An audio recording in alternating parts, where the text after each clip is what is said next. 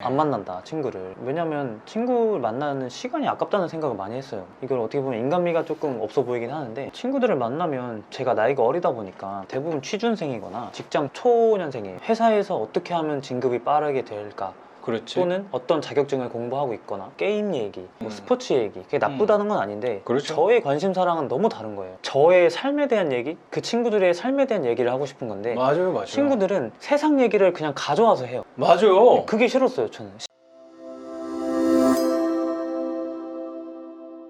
서울이나 뭐 판교나 이런 데잖아요. 어차피 못 사잖아요.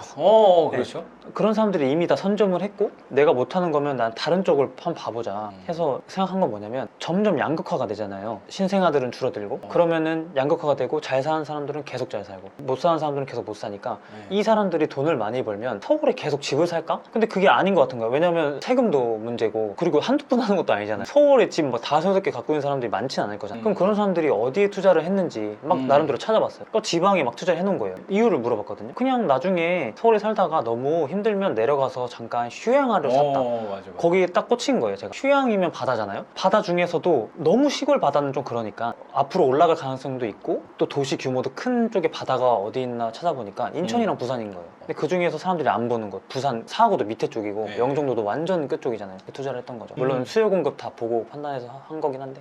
근데 그때 발품도 되게 네. 많이 팔고 공부도 많이 해서 잘 샀는데 힘든 부분도 되게 있었나 봐요. 그래서 지속하지 못할 것 같아서. 그래서 나중에 이걸 꾸준히 하는 거는 제한은 있겠구나 생각해서 이쪽 현금 흐름도 배워보자 한 거죠.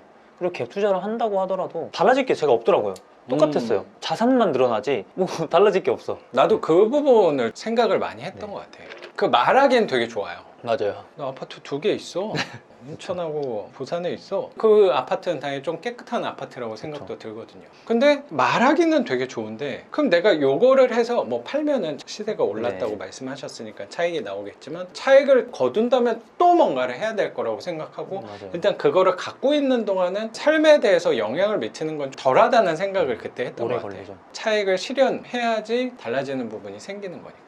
저는 어쩌면 이건 시세 차익에 대한 저의 큰 선입관 중에 하나일 수도 있는데, 결국에 그거를 갖고 있어서 겉모습은 조금 더 화려하니까 실수가 없는 거 아닌가라는 생각도 저는 사실 했던 것 같아요. 속으로 갖고 있는 동안 오히려 더 불편할 요소들이 많으면 많았지.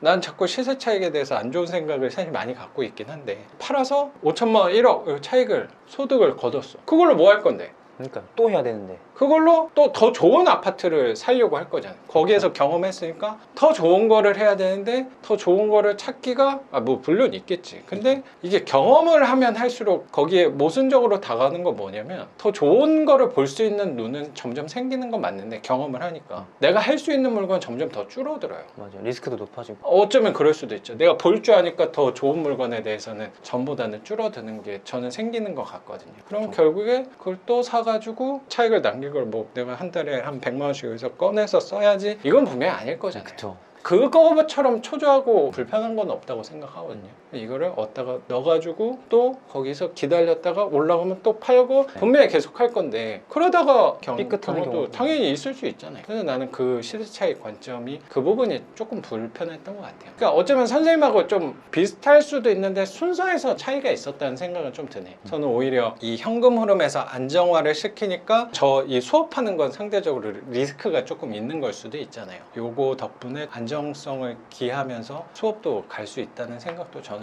좀 드는 것 같아요. 그쵸. 그래서 저는 수업 초반에도 말씀드렸지만, 친구가 안 만난다 친구를. 왜냐면 친구를 만나는 시간이 아깝다는 생각을 많이 했어요. 이걸 어떻게 보면 인간미가 조금 없어 보이긴 하는데, 친구들을 만나면 제가 나이가 어리다 보니까 대부분 취준생이거나 직장 초년생이에요. 그러면은 회사에서 어떻게 하면 진급이 빠르게 될까, 그렇지. 또는 어떤 자격증을 공부하고 있거나, 그게 아니라면 아직도 그냥 뭐 게임 얘기, 뭐 스포츠 얘기, 그게 나쁘다는 건 아닌데, 그렇죠. 저의 관심사랑은 너무 다른 거예요. 저의 삶에 대한 얘기, 그 친구들의 삶에 대한 얘기를 하고 싶은 건데, 맞아요. 친구들은 세상 얘기를 그냥 가져와서 해요. 맞아요. 그게 싫었어요. 저는 시간이 너무 아까워. 맞아요. 나도 되게 그렇거든요. 그래서 안 만나기 시작했죠. 진짜 얘기를 안 하고 네. 겉도는 얘기를 많이 가십. 한다는 생각이 들어서 오래된 친구들하고 멀어진다는 생각도 좀 드는 것 같아요. 자연스럽게 벌어지는 거죠. 술도 안 먹으니까 남자들끼리 모이면 술 먹거나 그렇죠. 게임하거나 당구 치거나. 저 하나도 안 하고 담배도 안 피고, 만나서 책 읽자 그러면 누가 좋아해요?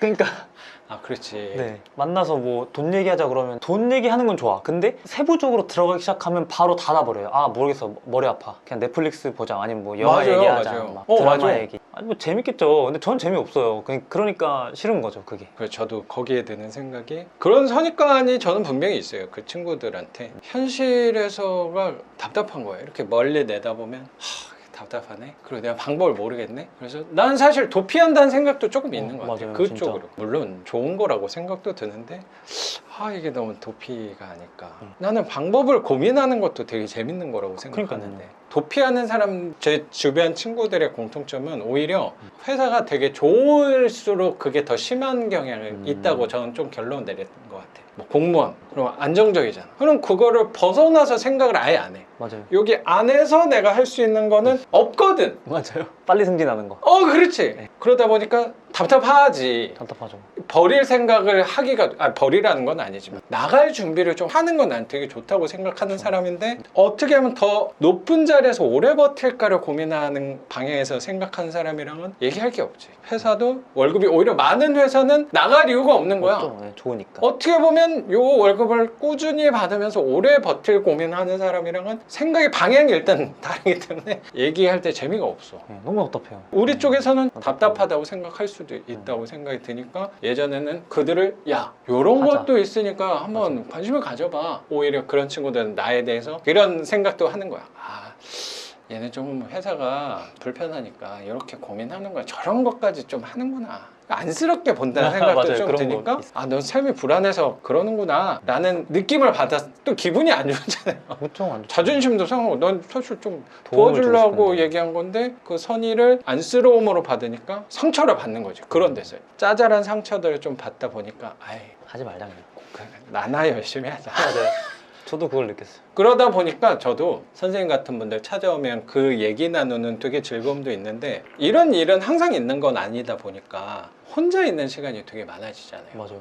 그래서 혼자 있을 때 재밌게 보내는 방법에 대해서 옛날보다는 되게 능숙해졌어요. 뭐 선생님도 뒤지지 않는 사람이라고 생각하거든요. 그럼 선생님도 상대적으로 시간이 좀 있잖아요. 그렇죠. 어떻게 보면 뭐 어리기도 요새 하고. 바쁜 시기라고는 했지만 아까도 뭐 하다 왔냐 했더니 책 보다 왔다고 네. 공부하다 왔다고 말씀을 좀 하셔서 그럼 선생님은 보통 회사 일하는 시간도 있겠지만 그 외 시간은 보통 어떤 걸 좀 해요? 이게 남들이 보면 네. 어떻게 저렇게 살지? 이렇게 느낄 수도 있어요. 저는 일부러 제 삶에 대해서 제약을 많이 만들어놔요. 그게 그래요? 이유가 사람이 풀어지기 시작하면 한없이 풀어지잖아요. 그게 싫은 거예요. 전 제 모습이 그게 싫은 거예요. 그래서 항상 외적인 거, 운동도 열심히 하는 거고. 제약이 또 뭐가 있냐면 선생님 제약 네. 잠깐만요. 음. 혹시 시간이 몇 시예요? 제 생각보다 항상 길어지더라고요. 자리를 좀 옮겨서 진행하도록 하겠습니다.